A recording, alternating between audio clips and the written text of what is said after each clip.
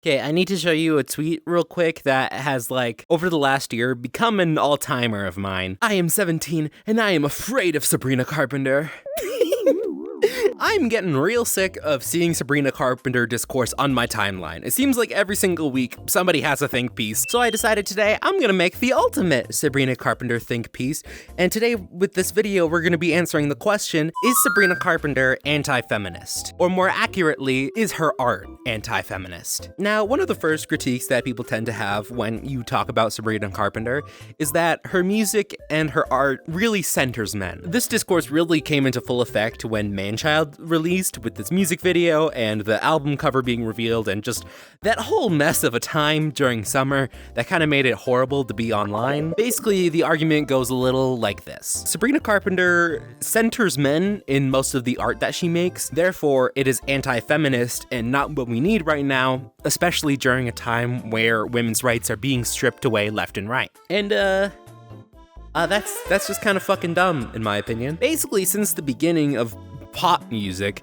people have been writing about their dating lives. Katy Perry, Britney Spears, Michael Jackson. You know, we could go back even further. And yes, Sabrina Carpenter is no different in that way. The consensus will be that pop music has always been about straight people and their dating lives. And believe it or not, it's not a crime to be horny for a dude. Unfortunately, because women are discriminated against, everything that a woman does will be looked at through the lens of feminism. And I think that really sucks because I think women should just be allowed to pursue a romantic partner without thinking about, oh, is this a feminist choice of me? Because it's really exhausting to live your life through the lens of, oh, hey, I need to make sure that I'm doing everything as morally correct as possible. I mean, that kind of happened with me for a while when I was first questioning whether or not I was trans. I was getting scared for a second because I was seeing discourse online and I had a soft, young, malleable brain. Still do, debatable. Besides the point, I was basically internalizing the TERF talking point that trans women want to be seen as women, but without any of the oppression that cis women have experienced. Thankfully, I grew up and realized that's fucking stupid because the concept of femininity has been demonized for forever. You know, it makes me think of all the times in high school where I kind of felt othered because I was a bit more effeminate. If someone expresses traits or characteristics that we typically identify with people who are feminine, it's not something that you should have to earn the right to use. Because the demonization of femininity affects both men and women. You know, it makes men basically internalize all of their rage and never express their feelings. And women get demonized simply for existing. Case in point, what I was talking about originally, Sabrina Carpenter. A lot of her music expresses her feelings about her dating life. People take that as it centering men. When in reality, no, if you actually listen to the album, it's centering her experience dating men and finding herself through all of the chaos of it. It's about all of the twists and turns that come with the territory when you date a loser. Believe me, it's super easy to date a loser. If you listen to the album, a majority of it is Sabrina begging the loser that she's dating to just treat her with a modicum of respect. Just because of the way society is set up, because of the way that women have been demonized since forever, it's really hard to find a man that actually respects you and your time. If you've been in the dating pool for any amount of time within the last few years as a feminine person, you know how awful it is. It is a 1 in 1,000th chance for you to get treated like a fucking human being. There's just a lot of complex feelings that can relate back to your gender identity, even when you're heterosexual. And this album is about exploring all of those feelings. Some of the lyrics and tears are super poignant about this. I get wet at the thought of you being a responsible guy. Sabrina is saying directly that she's attracted to men who respect her, who value her time. A lot of people who say, oh, man's best friend is anti-feminist because it centers men, just are misinterpreting the text in some pretty severe ways. There's My Man on Willpower, which is about a man who sees you as a conquest, and once he gets with you, he thinks that he's achieved that conquest, therefore he spends 10 times less time with you. And the song is about the frustration of going through that. And then of course there is room for women to be horny, because as I've stated several times, times women are allowed to be horny. It should not be considered anti-feminist for a woman to have sex with a man. House Tour is such a fucking banger, dude. I love that song so much. The other way that people tend to misinterpret the text of this entire album, you know, cover art, lyrics, and all, they think that it's supposed to be a satire. The argument there is that Man's Best Friend is not lyrically deep enough to be considered satire. Nobody said it was supposed to be satire or this subversive masterpiece in the first place. She makes it super obvious that she thinks that the men she's dating treats her badly, but she gives some wiggle room for interpretations on her feelings about all of these things that happen when you're in a relationship with a man. Because there's that inherent power dynamic of like the patriarchy being a thing. There's like so much room for interpretation on this album and ways to relate it to certain times that you've felt a certain way in your life. For example, earlier in this video, I was able to connect it with the feelings of me being confused about my gender identity because I didn't know how to express femininity properly. Art is just way too complex to say this isn't deep enough to be considered satirical or cutting edge or anything like that. Not to mention, I don't really think it's the artist's job to make sure that everyone understands the message of their art. In fact, I think that usually makes a piece of art super boring. Do you guys remember the movie God's Not Dead? Have any of you watched that recently? Because I watched like about half an hour of it before I couldn't stomach it anymore because the message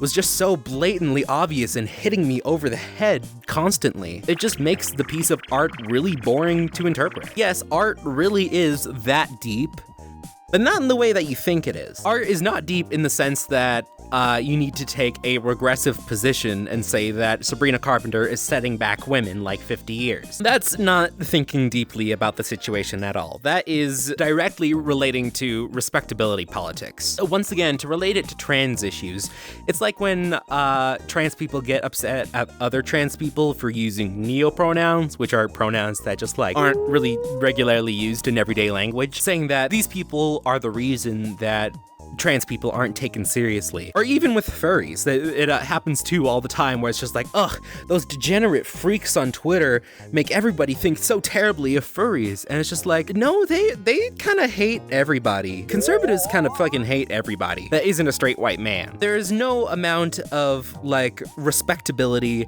or level of deservedness that someone can really achieve in their lifetime. Everybody deserves the same amount of respect, no matter what they identify with. And so people saying that the album cover sets women like 50 years back and saying that Sabrina Carpenter is centering men and that she's appealing to the male gaze. Have you ever actually looked at a man's opinion of Sabrina Carpenter? Men fucking hate Sabrina Carpenter because she's a woman that is so open about her sexuality. If she is trying to appeal to the male gaze, she's doing a fucking terrible job at it. Which makes me think that she is not, because I've actually listened to the album and interpreted the meaning of the art. In most of the album, Sabrina is saying, hey, I need to put my sexual needs at the forefront. I need this man to be like responsive to my sexual needs. And that is in itself a little bit revolutionary because society is so centered around only men having their sexual desires satisfied. Even when it comes to the album cover, which shows Sabrina Carpenter in a position of submission, fucking bars, by the way. The album cover, which shows Sabrina on all fours having her hair grabbed by a man. Given the cover and like all of the lyrical content, my interpretation is that Sabrina is looking to find a man that respects her enough that she feels safe being put in that position of submission. Again, God, I should make like a rap album someday. And I mean, that's the case with a lot of women because they are so heavily traumatized from living in a society that centers men and basically like glorifies the violence towards women. They want to have like a safe outlet to explore these feelings that they have from being traumatized from the amount of violence that's committed against women. It's like a super common thing. Another instance where people criticize women having these kinds of sexual fantasies and like are accused of setting women back is book talk. Book talk is basically completely overrun with smut, and I wouldn't have it any other way. You know, reading about stuff like vampire kidnapped me or like an age gap thing in the story, it can be cathartic to a lot of women. And a woman exploring her sexuality in that way is not anti-feminist. Your sexuality should be for yourself first and foremost, even if that means a lack of it. Ace people. I see. And there's just like, there's so many other dumb opinions that people have about this album. The conclusion that I've come to is everyone is wrong about Sabrina Carpenter. Because there's this camp of people saying, oh, she's just making silly pop music. It's not that deep. And they're wrong because, like, the album does discuss the feelings you have when you're dating a man. And then there's another camp of people over here that are like, it actually is that deep. And Sabrina is setting women back 50 years. And it's just like, okay, both of you are fucking wrong. Yes, it is that deep. No, it's not that deep. Because if anybody in this situation was thinking deeply about the art, they would like connect the dots of what the art is trying to say. Anyway, I think we can finally answer the question I posed at the beginning of the video. Is Sabrina Carpenter's art anti-feminist? I can conclusively say, no, it's not. But that doesn't necessarily mean that it's feminist. Women should just be allowed to make art without it being considered like an act of feminism, but that's not the world that we live in. Everything is politicized. Everybody's body is politicized in this current climate. But it is not anti-feminist to discuss the feelings that you have while dating a man, good or bad. All right, well, yeah, thank you for listening to my little think piece about Sabrina Carpenter. This is probably gonna be a short one. I kind of wanted to make a short one, believe it or not. Can you believe it? I don't know if you can. Anyway, you should follow me on TikTok, Twitter, Instagram. I've also been streaming a lot more on Twitch recently, which that's been pretty fun. I want to start doing like more of these kinds of streams where we just do like an ADHD web scrolling session. We just open a page on YouTube and see where it takes us. It's been pretty fun to do that so far. And just being on Twitch again in general. So I hope you guys can join me over there. Be sure to like, subscribe, share the video with a friend. Check out my 1.5 hour long video that I put out last month that I worked really fucking hard on. Thank you to all my patrons. Feel free to give me money on there as well. You get access to my Discord server as well as exclusive videos. And I'll see you guys in the next video. Mwah.